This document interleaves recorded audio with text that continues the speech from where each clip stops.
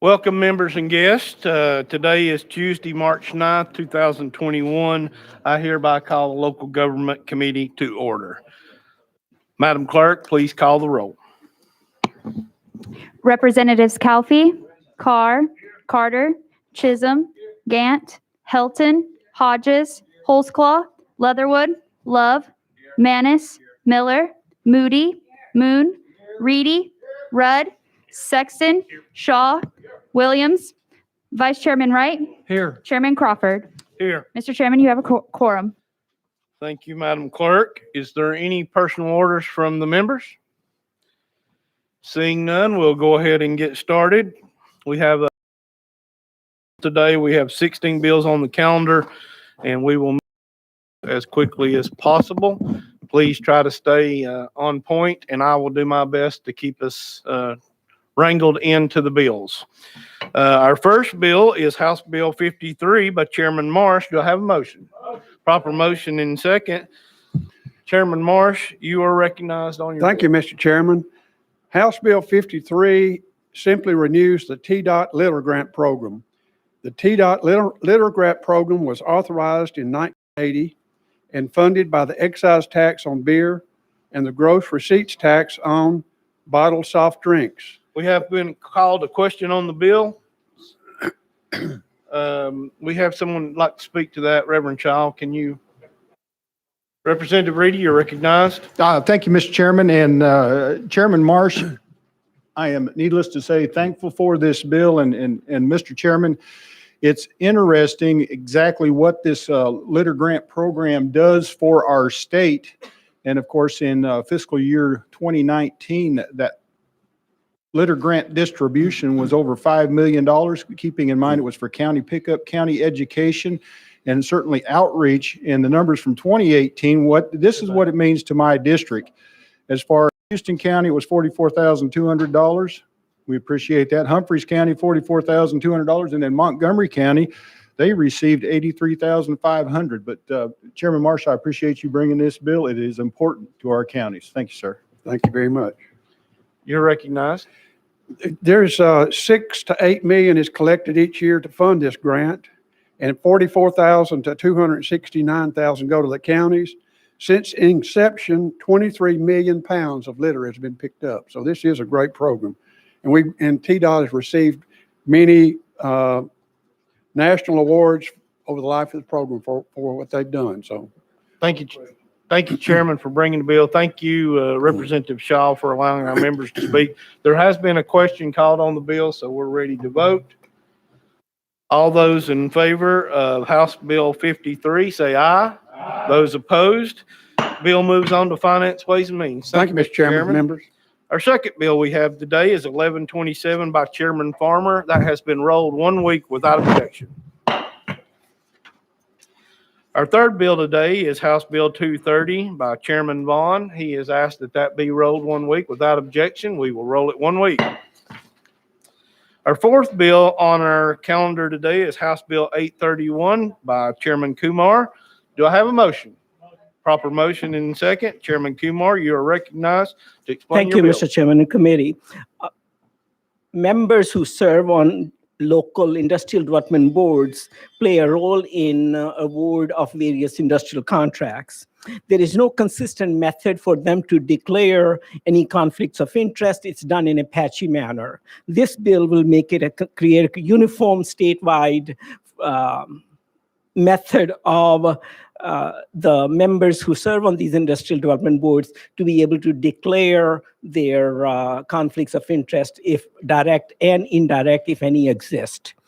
These members are different in the sense that they are volunteers, they are unpaid, and this is just disclosure of conflict of interest, not any financial information on their part.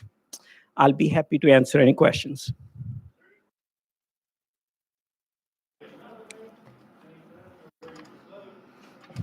All those in favor of House Bill 831, please say aye. Aye. Those opposed, no. Bill moves on to Chairman Kumar. Committee.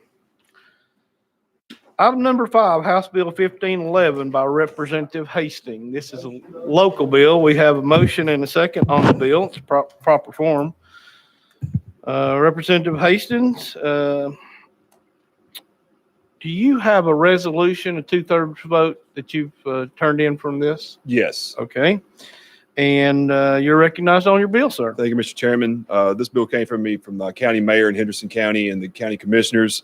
And this bill just is a private act that changes their hotel motel tax from 5% to 7%. And also it puts the proceeds going 35% of the proceeds would go towards using the purchase of new equipment for the Henderson County Fire Department, 20% of the proceeds to be designated for tourism, 20% for industrial development fund, and 25% for the expenses towards the Henderson County Jail. And with that, I renew my motion. We have a question that's been called on the bill. We're ready to vote. All those in favor of House Bill 1511, say aye. Those opposed, no. If you want it to be recorded as a no, please see the clerk. Thank you, Mr. Chairman. Representative Hastings, your bill moves on to calendar and rules. Our next item on the agenda is House Bill 182 by Representative Jernigan. We have a proper motion. Is there a second? We have a second. Bill's in proper form. Representative, do you have an amendment on this bill? Yes, sir, I have an amendment. I worked out a compromise with the ABC and the beer boards, and that's what the amendment reflects. It is 4478. That is correct. That is the draft code. Is there a motion on the amendment? Yep. Proper motion, proper second.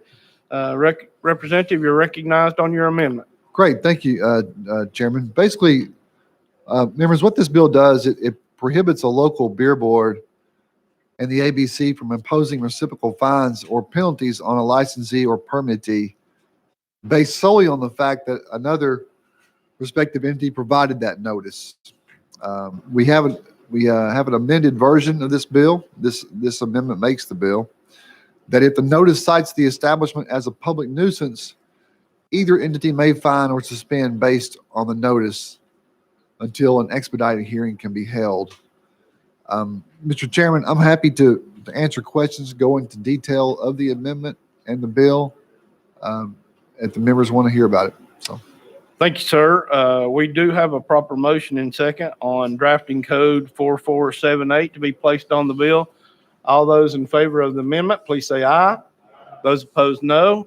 The amendment is now on the bill. Representative Jernigan, you're recognized on House Bill 182 as amended.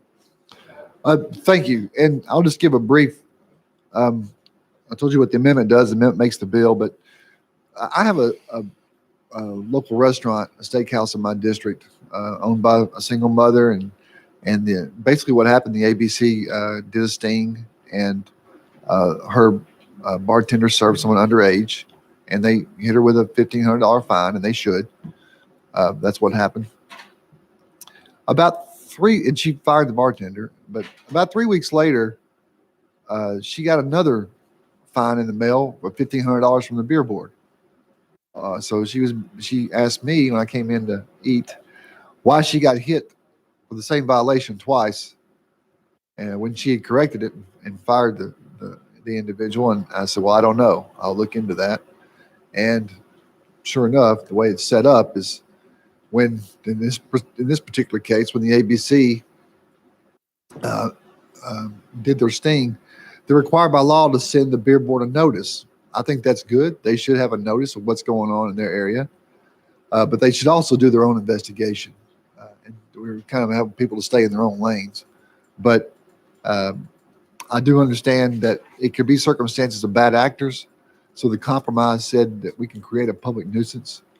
If they're hit 3 times within 6 months, then yes, that violation, you can issue a fine or a suspension if that happens. So we were really trying to keep this business or any other business for being hit twice with a fine for the same offense. Members, you've heard the explanation of the bill. Is there any questions? We have a question on the bill as amended. All those in favor of moving House Bill 182 forward, say aye. Those opposed, no. No. The noes has it. Okay. Sorry, Representative Jernigan, your bill fails. Okay. Our next item is House Bill 1528 by Representative Powers. This is a local bill, and he has asked that it be rolled 1 week. Without objection, we will roll that 1 week.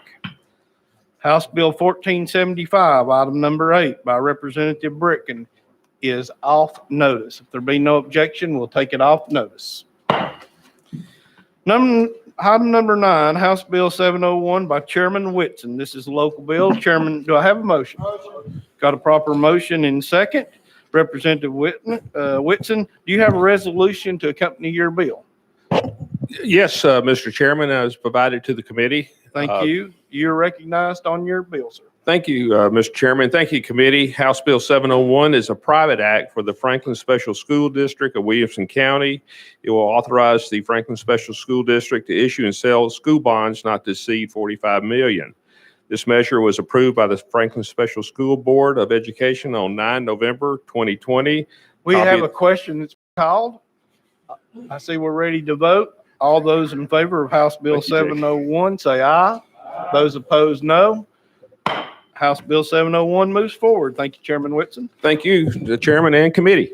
Item number 10, House Bill 657 by Representative Vaughn.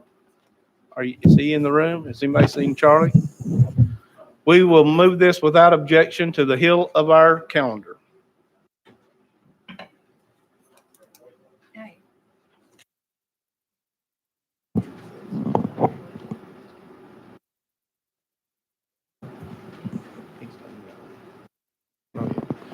Chairman Whitson, I apologize. I need to tell you that your bill moves on to calendar and rules.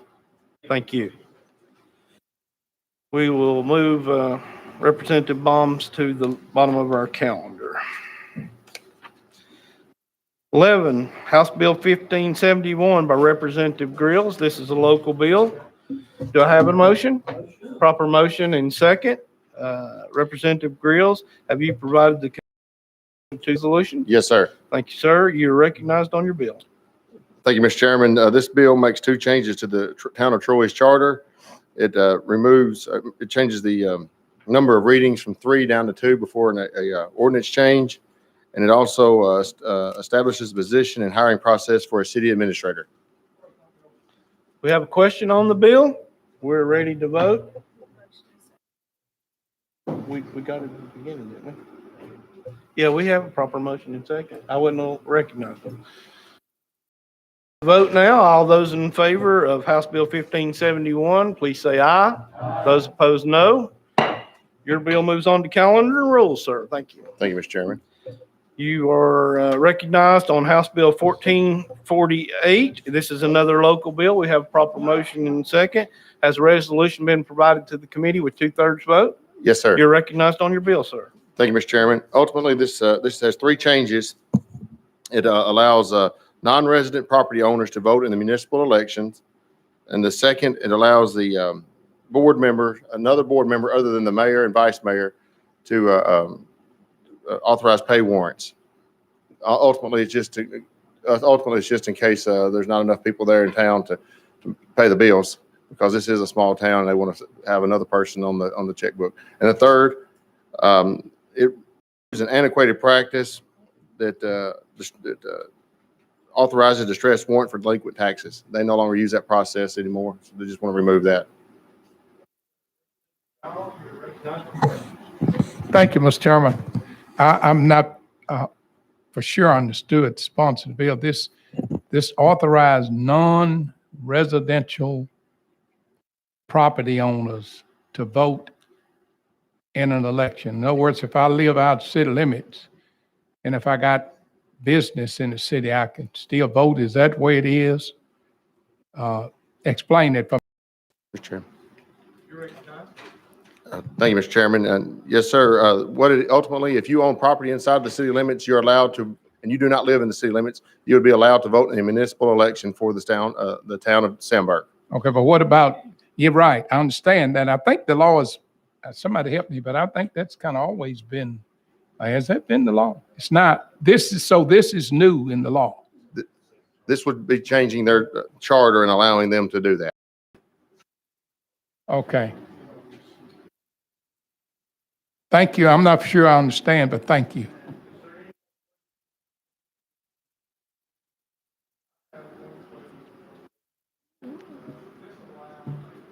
to vote, one vote or two votes? Mr. Chairman, I You're believe, recognized. Mr. Chairman, I believe this would allow up to two people to vote if their name is on the title, on the deed or the title of the property. Okay, thank you, sir. Representative Leatherwood. So I think I understand what you're doing. If someone owns property in this city, well, they've got an interest in how the city is run. But do they, say they live out of state even, do they have to be registered to vote in that county, in that city? Say I'm in Shelby County, your county. Do I end up being registered to vote in two counties? This seems problematic, and I understand a municipal election because they wouldn't be able to vote twice. But if they're registered in your county and my county, how do they keep up with that when it comes to a presidential election? And if it's all on one ballot, yeah, it's a municipal election, but in some jurisdictions, you can vote for city and county elections the same cycle. You might have a state primary the same cycle.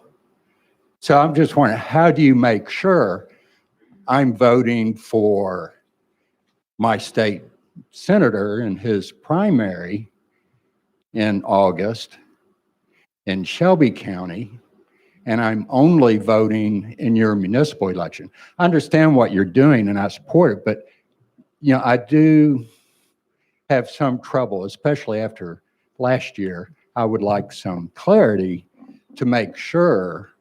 Representative Grills, you're recognized. I would defer to legal and let them give them a legal explanation if it's okay with you, Mr. Chairman. Without objection, we'll go out of session to hear from legal. I think, Matt Money from legal, I think the county election commission would have to be responsible for maintaining, accurate records of who owns property once this passes in the city that's not a resident of the city, so long as they're a citizen of the state and they're of age to vote and their name's actually recorded on a deed within the jurisdiction.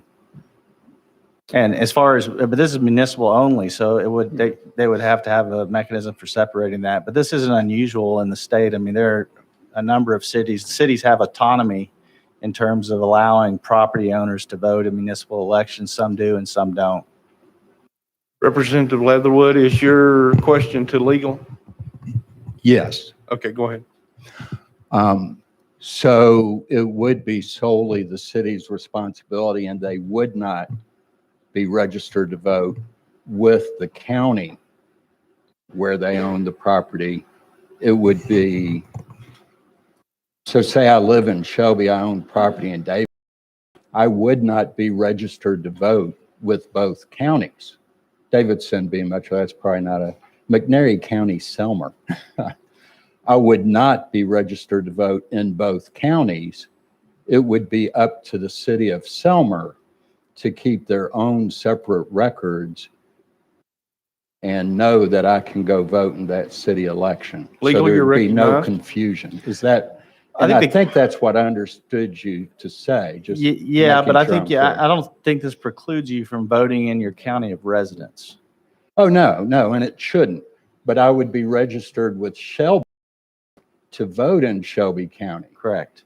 McNairy County, I would not be registered to vote with McNairy County, but the city of Selmer, within McNairy County, it would be their responsibility to keep up with the fact that I was a property owner and I could vote in their city election. You couldn't vote you couldn't vote in the county in which Selmer is located. That's McNairy.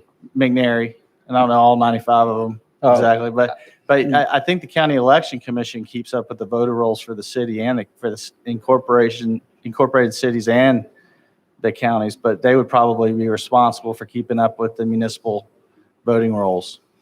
And so that kind of goes back to my original question, then would I register to vote in both counties? And that just I seems think in the other problematic. county, That was- just for the purposes of the municipal elections in the city in which you own property. So then the county. The county election commission. Would keep up with the fact I think they would have your that name. here in Shelby or County A, I can vote in everything. In County B, I can only vote in one city's election, and that would be the county election commission's job to keep up with that. I believe that's correct. Okay, but thank If you. that Let makes me sense. remind the members, do not speak till you're recognized, please. We don't want to get a bunch of conversations going here that nobody understands. Representative Shaw, do you have a question for legal? Okay, go ahead. I'm trying to understand this. So I live in Hardeman County, but I live outside the city. But I have a business in the city limits.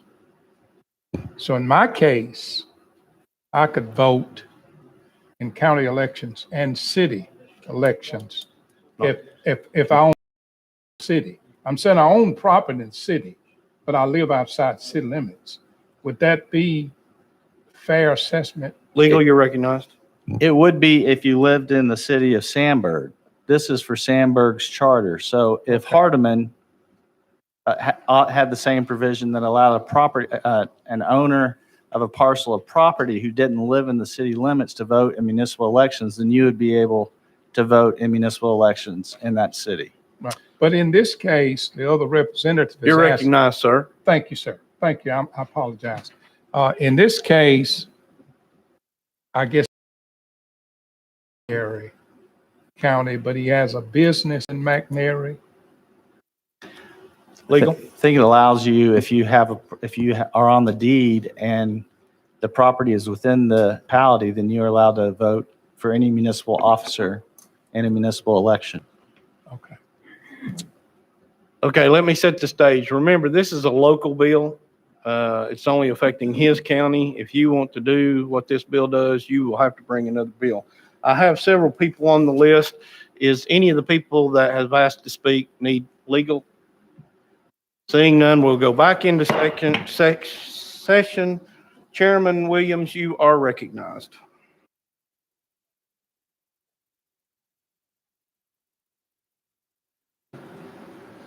Representative Grills, I appreciate this bill. I wish my local community would do it. You can pay tens of thousands of dollars in property taxes in a city of which you have no representation. I think there was a British government did this one time.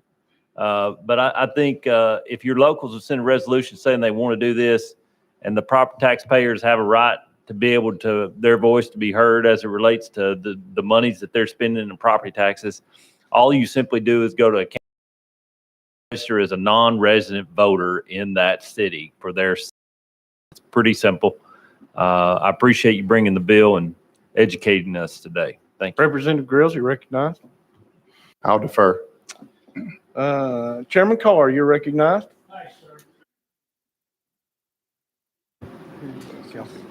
Representative Calfee, you're recognized. Thank you, Mr. Chairman. I just wanted to point out that what's been said, that this applies to only one town, and it is a small town. I was passing through there a couple of years ago, and the city limit signs going one way and the other were on the same post. But this will give, what's not funny? This will give people who live outside the city limits and own businesses or rental property or whatever a right to have representation on tax issues and such. I just hope it don't get out of hand like happened in one of my towns about 40 years ago. A guy had a lot and he divided it up in 1 square foot tracts and got all kinds of come in people from out of the city to vote for him. So you got to be weary on that, but it's a great bill. Thank you. Thank you, Mr. Chair. Representative Grills, do you have a response to that? I'll just let it speak for itself. Okay. Representative Miller, you're recognized. Thank you, Mr. Chairman. I think Representative Coffey actually answered my question. And as individuals living outside the city but own property could determine and dictate who are elected in that particular city. Representative Grills. Thank you, Mr. Chairman. If enough people voted for that individual, they were duly able to vote, the results of that election, that may be what the outcome would be. Thank you for that. Thank you, Mr. Chairman. Is there any more questions from the committee on this bill?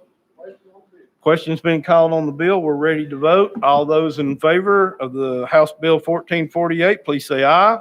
Those opposed, nay. Bill moves on to calendar and rules. Thank you, Mr. Chairman and committee. Have a good day. Item number 13 is 1366 by Representative Warner. This is another local bill. Do I have a motion? Got a proper motion and a second. Representative Warner, do you have a resolution from your county commissions by 2/3 vote? Yes, sir, Mr. Chairman. You are recognized on your bill. Thank you, Mr. Chairman. Thank you, committee. House Bill 1366 amends the Lewisburg Charter.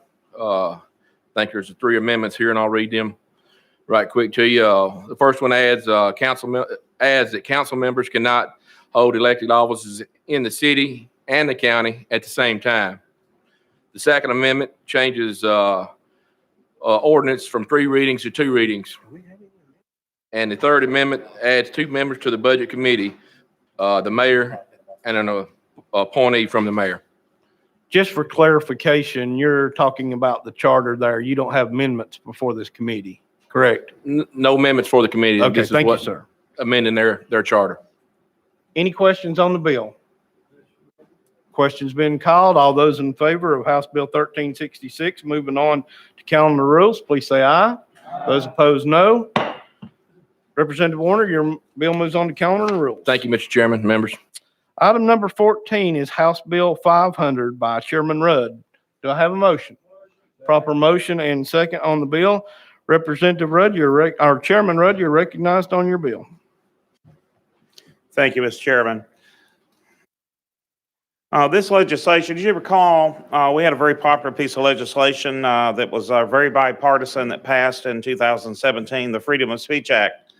That Freedom of Speech Act guaranteed that our signs, campaign signs, could not be restricted to a certain number on your personal property, such as in front of your home. It had minimum square footage, et cetera, and all that was very popular. The only thing this is leaving all of that intact, the only thing this is doing is removing the word general from elections and just leaving elections, because that's been confusing to some people at the local level what it means. And that's what the bill does, removes the word general.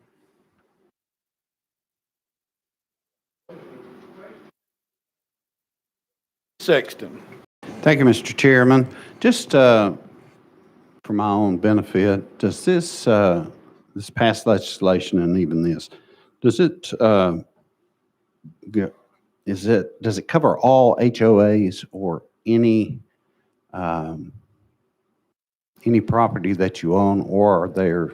This doesn't change anything. The existing legislation that's already in place, if you're in an HOA in which you own and maintain the property yourself, not common areas or even mow the lawn in front of your condo, but if you have a right to put it in your window or on your door or in a fenced-in area that you own and maintain yourself, you can put your signs up. There are certain size limits and all that, and the HOA can go above that if they wish, but it doesn't infringe on HOA property. So it's only the HOA property and not the homeowner's property. The homeowner's property, even though he's in an HOA, can do as If they do as actually please. own and maintain the property, the homeowner can actually put a sign on their property, like in a window or a door. Now, this only affects HOAs because those are private agreements going forward from 2017. Those in the past were a private agreement. We can't change a private agreement. That's been ruled unconstitutional by the Supreme Court. So 2016 Representative forward. Thank you, Chairman. So from 2016 forward. 17, July 17. 1st of 2000, I believe July 1st of 2017, I believe. Thank you. Now, if they amend their charters, you have to adapt the new rules. Or if it's a new development, they have to. And again, this doesn't change that. That's already in place. Thank you, Chairman Rudd. Is there any more questions on this bill? Chairman Moon, you're recognized. Thank you, Mr. Chairman. Just to make clear, this is a cleanup bill, just adding general elections to the existing law. Is that correct, Mr. Sponsor? That is correct. Because right now, general elections, technically speaking, is really any election, but most locals consider it to be a general city election, a general county election. The only one where there was some question, and legal says originally that it's questionable, but it technically may not cover primaries right now. So it would extend the coverage to primary elections for everyone to be able to put their signs up in their own yards. Chairman Moon. I'm going to go out of session and allow legal to address an issue here that they brought up. Out of session. Sorry, I won't Legal. belabor the point too much. We talked a lot about this with the sponsor, but Chairman Moon, you'd asked whether we were adding general. We're actually removing the word general, just to be clear, so that we're expanding it to all elections at the state and local levels as it applies under the Freedom of Speech Act, which has two moving components. State and locals cannot, regulate signs outside of that 100-foot barrier from polling places. So you can put your signs outside of that 100-foot range, and this would apply to all elections. And then it also applies to the HOAs from July 1, 2017 moving forward, so that people could put signs for their officials or their people that are running for office that they want to support, or for issues that they're in support of, for all elections, not just general elections. So we're just deleting the word general. Representative Love, do you have a question for legal? I did. Did you Go say ahead, you're that? recognized. Thank you. Signs can be put outside of the 100-foot range? Legal? The original Tennessee Freedom of Act included a provision where it said basically that there's 100, and it's established by case law that once you're outside of about 100 feet from a polling place and you're on private property, that person can put a sign in support of a candidate. And so as the bill's written right now with general election, it applies to both the HOA part and to those signs that are outside of that 100-foot radius. So to affect the people be able to put signs outside of that 100-foot radius on private property for primary and general elections for state and local elections. Representative Love? Thank you. Any more questions for legal? Seeing none, we're back into session. Any more questions for Chairman Rudd on House Bill 500? Questions been called. We're ready to vote. All those in favor of moving House Bill 500 onto calendar and rules, please say aye. Those opposed, no. Chairman Rudd, your bill moves on to calendar and rules. Item number 15, House Bill 501 by Chairman Rudd. Do I have a motion? Got a proper motion? Seconded. Chairman Rudd, you're recognized on House Bill 501. Thank you, Mr. Chairman. This is the same exact legislation that we passed last year in the House, and a very bipartisan support on the House floor. It was 87-5. Unfortunately, it caught up in COVID-19 and the Senate left without addressing it, so we're running it again. What this does is very simply, this is the legislation that eliminated the cumbersome pre-primary and pre-general election. An election year where we were having to report 6 times instead of just quarterly. So that eliminates those two. And also popular was full transparency, that all contributions are to be reported on your disclosures, regardless of the amount, so that there's full transparency for everyone. And that's what the two things did last time, and it's unchanged from last year. Thank you, Chairman Rudd. Chairman Holtzclaw, you're recognized. We really appreciate your hard work and bringing this bill before us. But I think in light of what we got going on right now with the House of Representatives and the auditing bad on this, and I don't think we need to change the structure currently, because might confuse the issues a little bit. So thank you for your time. Thank you, Chairman. Any more questions? Seeing none, I think we're ready to vote. All those in favor of House Bill 501, say aye. Those opposed, no. House bill moves on to calendar and rules.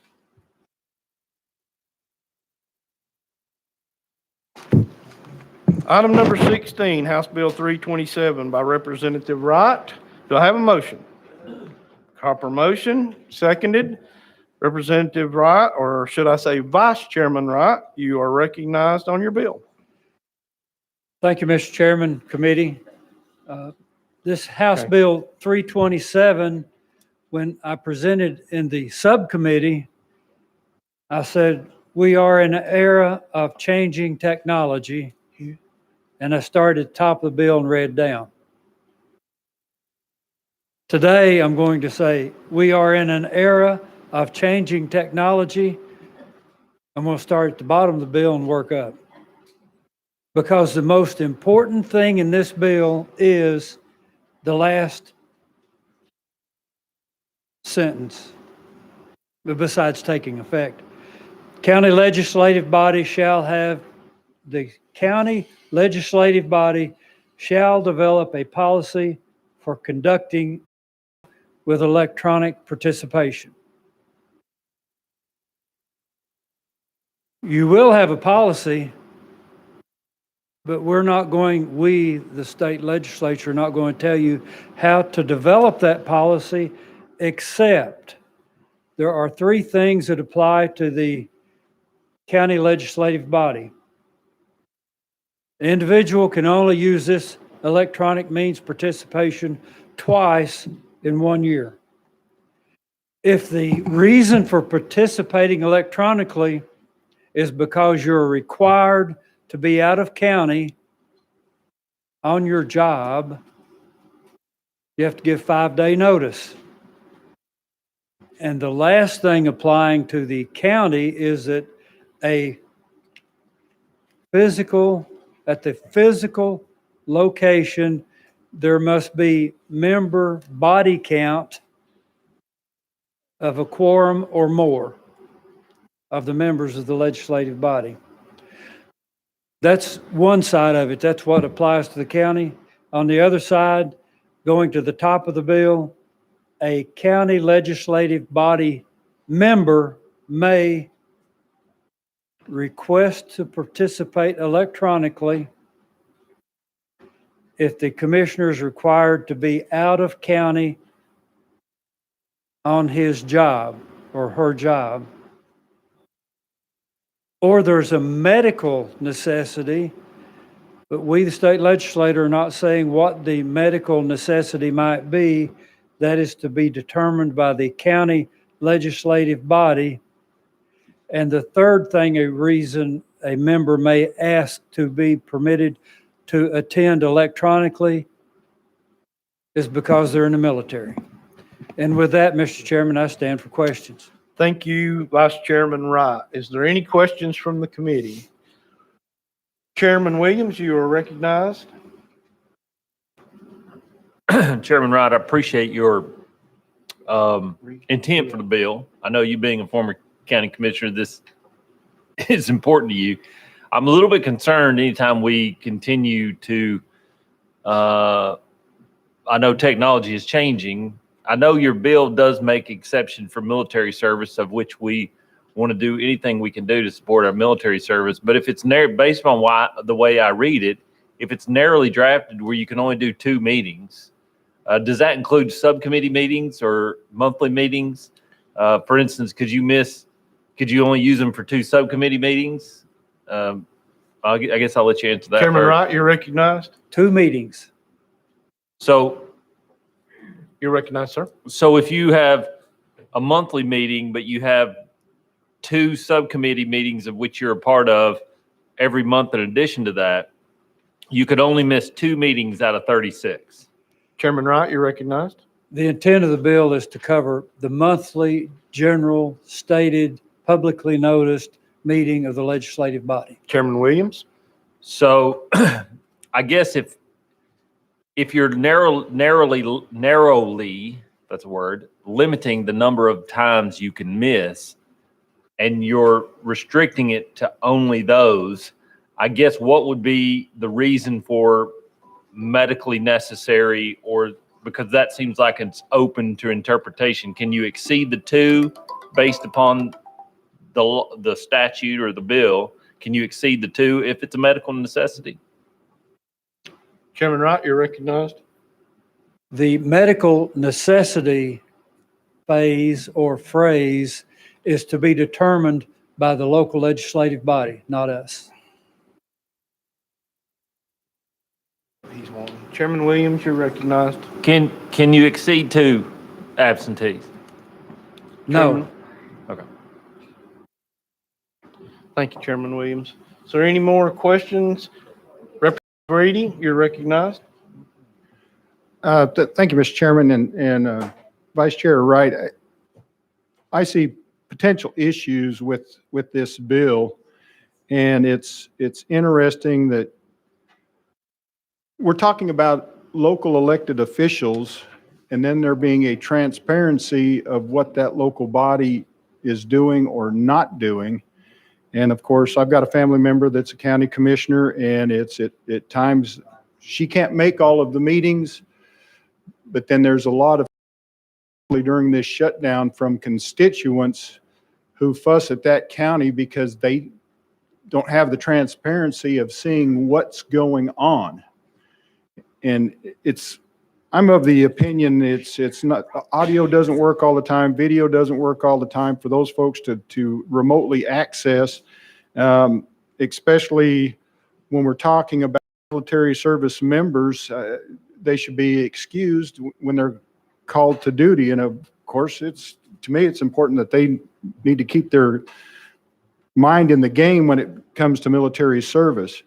But still getting back to the subject matter of, I understand it's just 2 meetings, but I think it's the old adage, the noses of the camel is under the tent. And some of our counties, there's that thin line that we need to expect of them for running local government, just like we run here in the state of Tennessee. And I never see or would see this body deciding to be on the House floor remotely, having the conversation or even the opportunity to vote. So it doesn't cover, can a commissioner vote remotely in this particular bill these 2 times? I guess I'm not looking for a response, but I'm having difficulty with this bill, and I'll be voting no. Thank you. Leader Gant, you're recognized.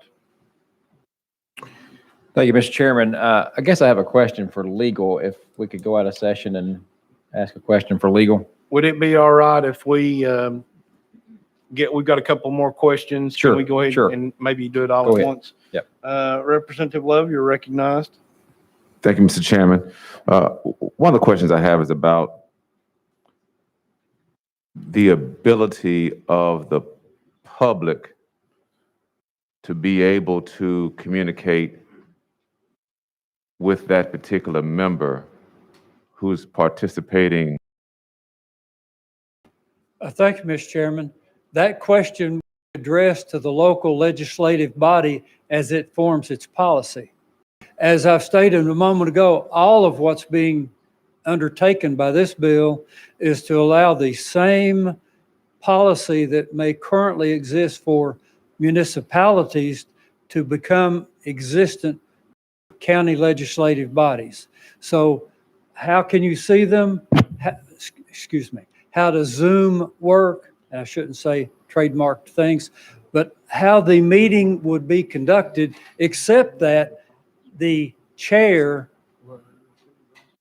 has to validate and verify by sight over the electronic communication what's taking place. The question that you just raised is up to the local legislative body.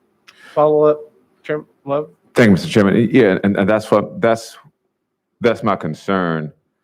For example, if a member of the Metropolitan Council here in Nashville is unable to be at the meeting and they are going to be participating electronically, does then the public get notice that this member is going to be there electronically? For me, that's what causes some difficulty, because the general public may show up physically, then this member is there electronically, and there may not be means put in place in the physical location for members to interact with that person, whether there's public comment period. And that's why I have concerns about this. And I understand your statement was that it's up to the local body to form that, but I do have concerns about that ability in there. Chairman Wright. Thank you, Mr. Chairman. And I'll say it one more time. It's up to the local legislative body to implement, if they choose to implement, an electronic policy. The very first thing that I read was the county legislative body shall develop a policy for conducting meetings with electronic participation. It does not, we do not dictate how that participation will take place. It is allowing that if a legislative body wants to implement it. Follow up from Representative Love. And just one last thing. And I think that's where we sometimes get into the nuance of language when we use shall versus may. It then becomes less permissive with shall. May is permissive. Shall is you're going to do it. But I appreciate you trying to solve a problem and trying to make it available for persons who cannot be available. Because we have so many members of the Metro Council that I'd hate for it to be a situation where the public is not able to participate. But again, thank you, Representative, for bringing this. Representative Chisholm, you're recognized. Mr. Chairman.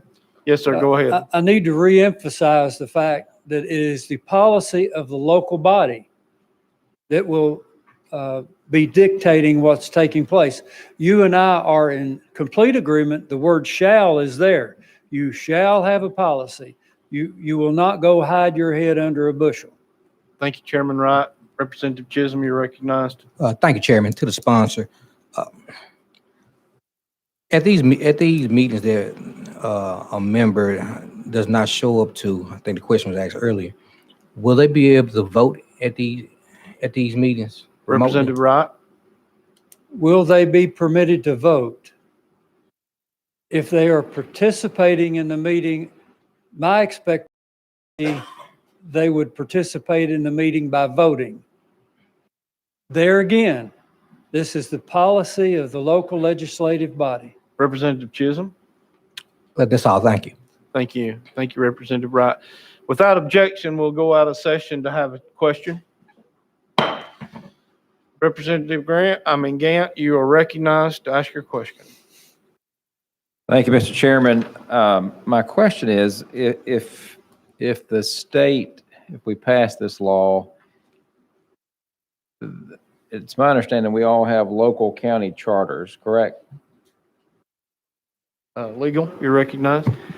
Is there anything in the local? We have Title V governs counties. Generally, there are certain counties that have charter forms of government, but they're very few. So there would be no direct conflict in passing this with that local? No, I think the counties with the charter form of government would have to operate independently of this if they wanted to do virtual meetings. Okay. So you're saying there's no conflict? Not that I'm aware of, no. Okay. Any follow-up, Representative Gant? No, thank you, Mr. Chairman. Without objection, we'll go back into session. Members at this time. Chairman Wright, you're recognized. Thank you, Mr. Chairman. Again, municipalities already have this. It's in a different title as being stated there. This title for legislative bodies, different title. And then one other thing, the municipalities can already do it. Boards of education can also already have electronic meetings, and that's where all the money's being spent anyway. So all the questions are being raised about how do county commissions work. You're already allowing it on where all the money's being spent. I can't do that yet, Representative Shaw. We have several guests with us today that would like to speak on this. They did meet the 24-hour deadline, so we are going to recognize. So without objection, we will go out of session to hear from our speakers. Our first speaker is Miss Deborah Fisher. She's with the Tennessee Coalition of Open Government. Miss Fisher, please identify yourself and who you're with, and we'll give you 3 minutes. Thank you. I'm Executive Director of Tennessee Coalition for Open Government. When the pandemic happened, my organization, which tracks open meetings and public records, we favored electronic meetings because we didn't want government to shut down. This bill would extend electronic participation, voting by phone, to county legislative body members.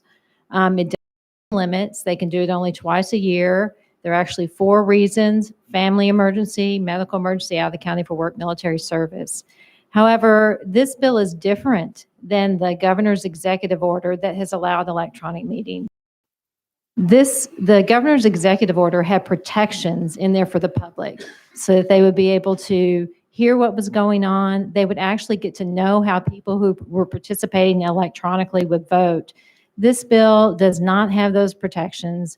It's an exemption to all 11 parts of the Open Meetings Act, in that where it conflicts with that, the legislation here would rule. So we have concerns that the public would not be able to hear and understand. Particularly, this applies to county legislative bodies, some of which have 25 members. So a physical quorum is, you could have a dozen people technically on the phone at any given time. That may be unlikely, but I don't think it would be completely unlikely that you would have 3 or 4 people calling in and voting by phone and deliberating and participating. That is hard for the public to follow.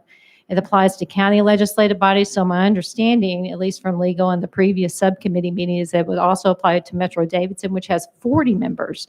So a physical quorum there is 21. So you could have 19 people eligible under this bill. You cannot opt out. A county legislative committee body cannot opt out from the requirements of this statute. They could develop policy defining what family emergency is or medical emergency, but they cannot opt out. This gives the right for members to vote by phone in a county legislative body, the most important body in a county government and local government. So we're concerned with this bill. We think it needs improvement if it's to protect the public. Thank you for your time. Does anyone have any questions for our speaker? Seeing none, thank you, Ms. Fisher. Appreciate your time. Thank you. Our next speaker will be Jeremy Mansfield. He is a Sumner County Commissioner.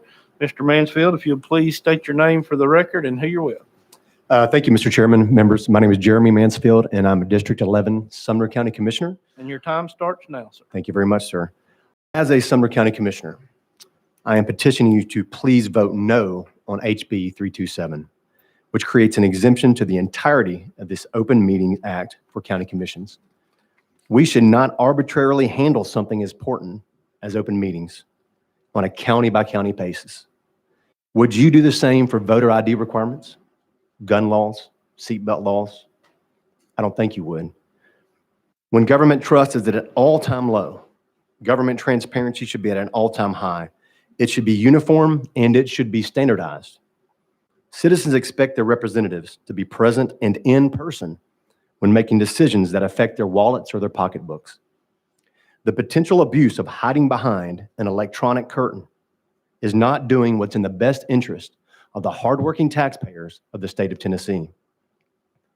We knew, meaning county commissioners, other elected officials, you know what you sign up for when you run for your seat. You know the commitment. There should never, under any circumstances, be exemptions from meeting in person as a county commissioner or any other elected official in the state of Tennessee, in my opinion. Suppose a commissioner cannot fulfill his or her duties by meeting in person for an extended amount of time, such as sickness or military leave or other things. In my opinion, in that case, they should not have special privileges. They knew what they signed up for. If they cannot fulfill the obligations or requirement of their public seat, they should resign it immediately. There are times when commissioners have to go out of town for work, et cetera. That's fine. Commissioners miss meetings all the time in my county commission, subcommittees, main committees. It happens. You can miss the meeting or you can try to change your work schedule. However, we should never seek to exempt meeting in person at any time under any circumstance, and in my opinion, including this pandemic. I've seen local governments abuse the opportunity to meet in person through the current electronic meetings exemptions to pass contentious issues at the county and city level without citizens being able to attend in person to petition their representatives with an adequate redress of grievances. As a sitting county commissioner, I and my colleagues are vehemently opposed to any exemptions to the Open Meetings Act, which would relieve county commissioners or any city, county, or state elected official from the responsibility of meeting in person at all times. I implore you, please do not pass this bill. I thank you in advance for your no vote on HB 327. Thank you, Mr. Chairman. Is there any questions for Mr. Mansfield? Thank you for your time, sir. Our third speaker will be Richard Hoffman. Mr. Hoffman, if you'll please introduce yourself and let us know who you're with.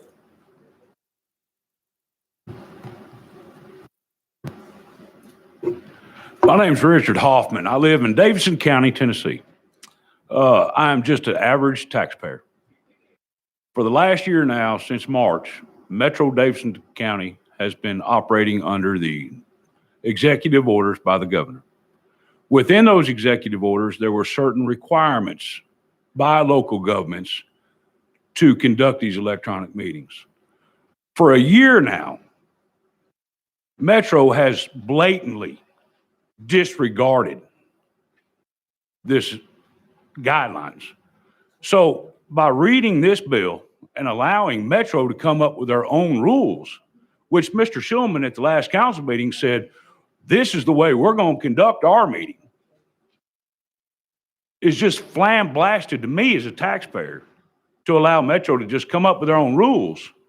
And how could the rules of Metro be different from the rules of Wilson County or Sumner County? If a person moves from one county to another county, how are they supposed to know how the government operates? A uniformity guidelines of how it's going to be conducted, I believe, as a taxpayer, would be the best way to approach these different governments to be able to participate electronically.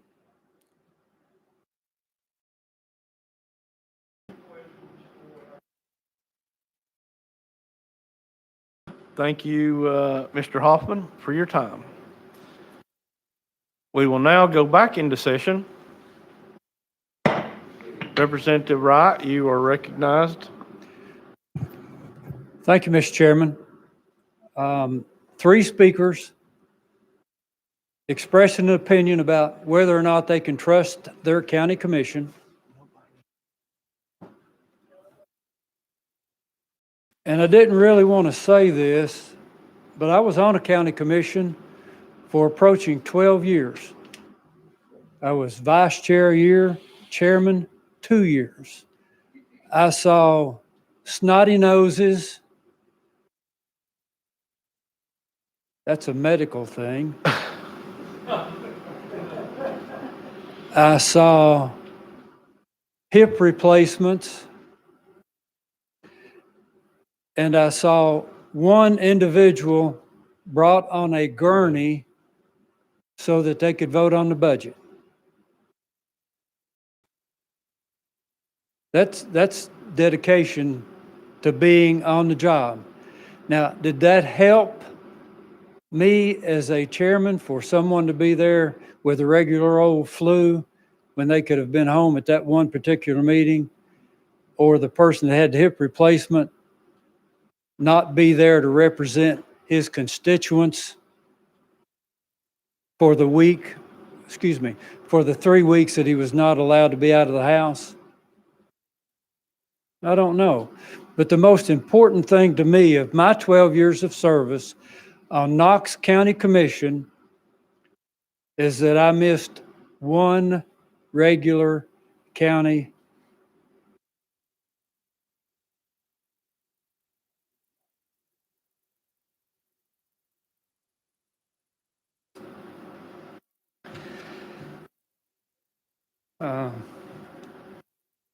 if you can't trust your county commission to implement this policy, vote against it.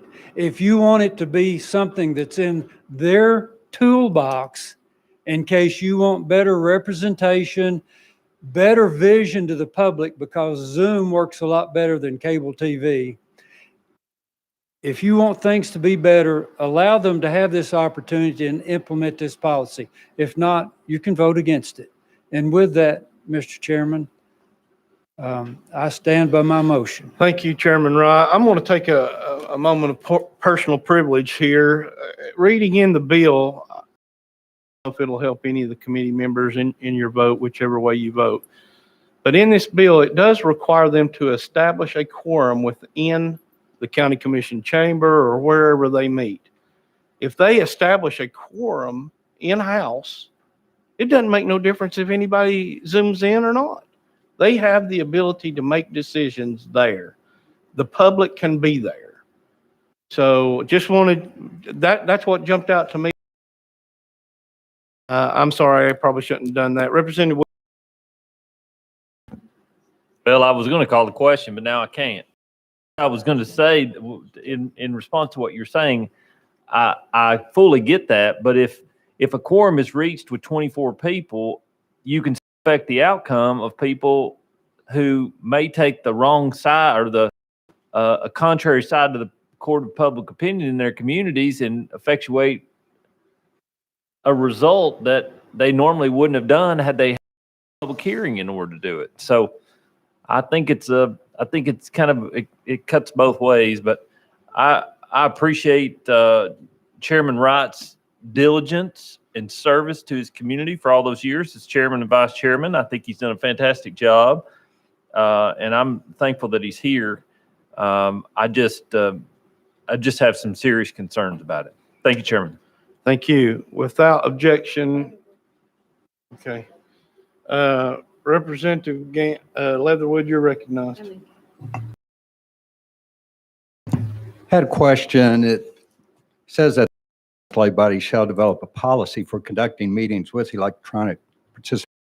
Reading over this, it seems to me that this sets a minimum guidelines for this. Is there anything keeping the legislative body from making a policy more restrictive than this? Chairman Wright.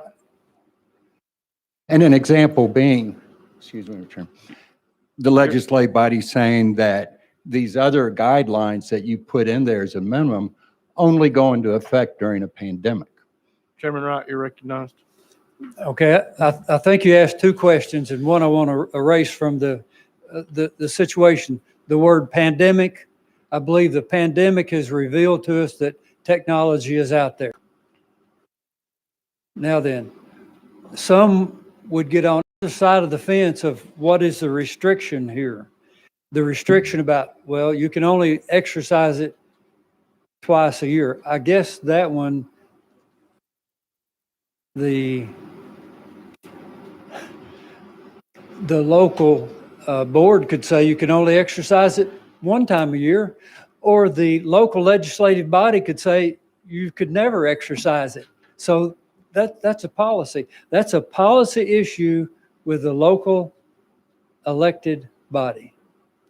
This just allows them to have that one more tool in their wheelbarrow to try to be transparent, make sure that in Knox County, a representative has more than 40,000 people voting for them on Knox County Commission.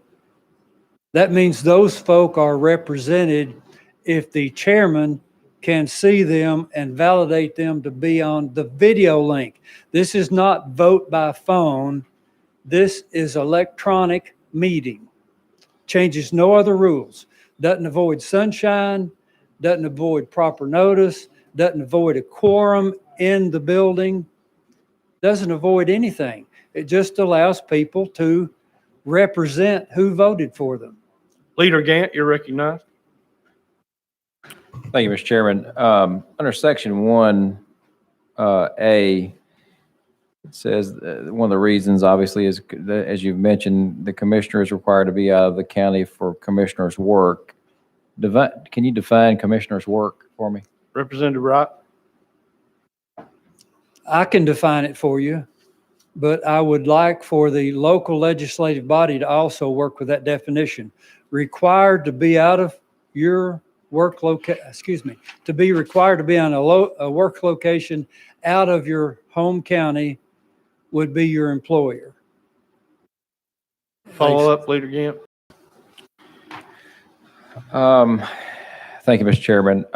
I see the intent of the legislation. I used to serve on the county commission as well in my county, and I The only thing that concerns me here, I see the advantages. The only thing that concerns me here is this a stepping stone to where we expand in the future this and it becomes more of an issue than it has here in this committee? I just have grave concerns about this becoming something more than what you're proposing. Thank you, Mr. Chairman. Chairman Wright, you're recognized for response. Thank you, Assistant Majority Floor Leader, for your concern. We already have electronic voting boards of education, municipalities. This is just allowing it to be in the toolbox of county commission, county legislative bodies.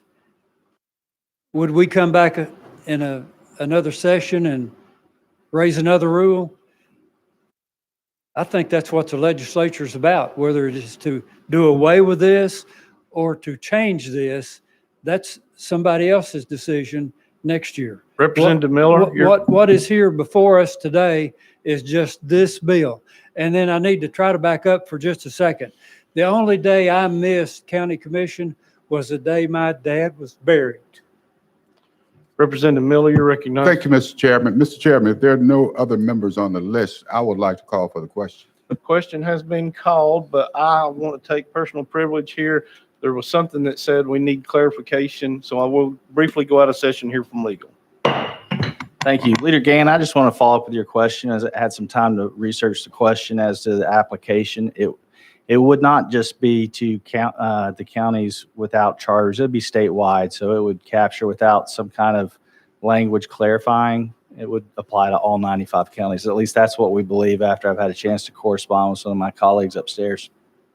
Thank you, Leader Gant, you're recognized. Yeah. Those county applications could be different, correct? Per county. Legal. Leader Gann, if you could clarify, what do you mean by applications? Well, the makeup, the constitution of the county. They could be, and their policy, you could have 95 different policies per county depending on what they adopted. So we could go down this road and eventually see that there was a conflict, maybe or may not, and depending on which county and the way it's worded in their document. Legal. I think it's reasonable to assume that 95 counties would each have, there'd be variances in their individual policies for how they conduct these meetings. Okay. Thank you, Mr. Chairman. Without objection, we're back into session, and the question has been called by Representative Miller, so we're ready to vote. Let me get back to my bill number. I apologize.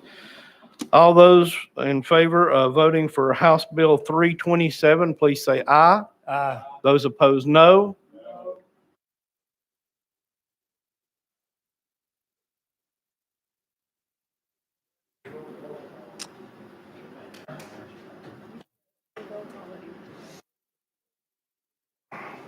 Bill moves on.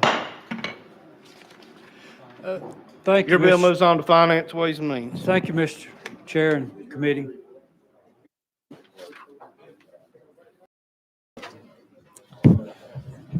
That conducts all of our business for today.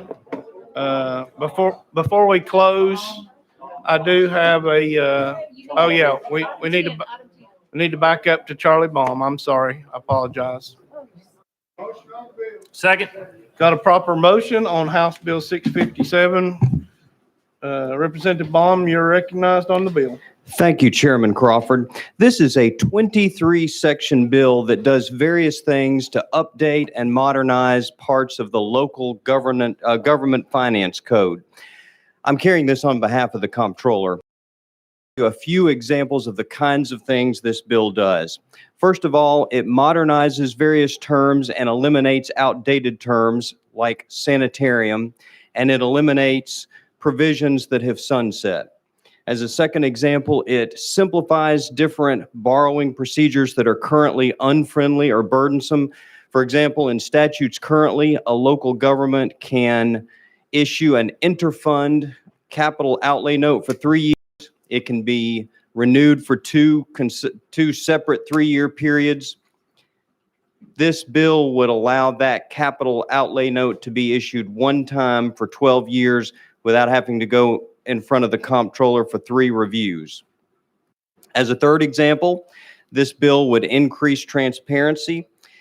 Currently, for long-term capital projects, we have some local governments that are issuing short-term capital outlay notes in order to avoid a referendum. Here's how that occurs.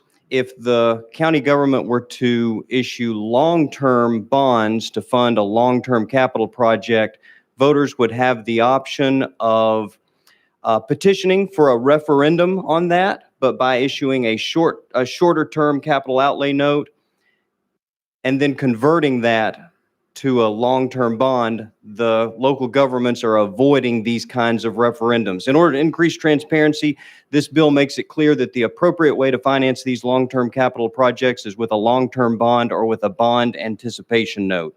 And then as a fourth and final example of the kinds of things in this bill, the bill makes it clear that variable rate revenue bonds can be converted for fixed rate revenue bonds. And this is of benefit to our citizens because converting to a fixed rate ensures against risk. I also want to say that for the purposes of establishing legislative intent, Section 21E of House Bill 657 does not impact existing or future outstanding obligations of cities or counties in Tennessee where the original documentation for such obligations contains. Representative Vaughn, the question's been called. We're ready to vote on House Bill 657. All those in favor, please say aye. Aye. Those opposed, no. Thank you very much. Representative Vaughn, your bill has moved on to Finance, Ways and Means. Now, before we leave, I do want to say something. I have a very special person here in the committee with me today, my assistant, Michelle. And I just want to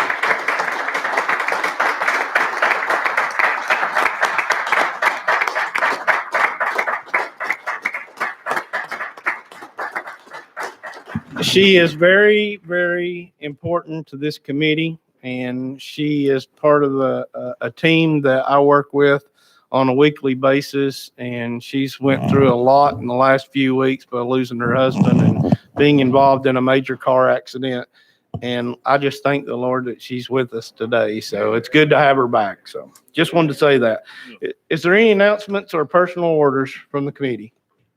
Seeing none, I'll entertain a motion to adjourn. So moved.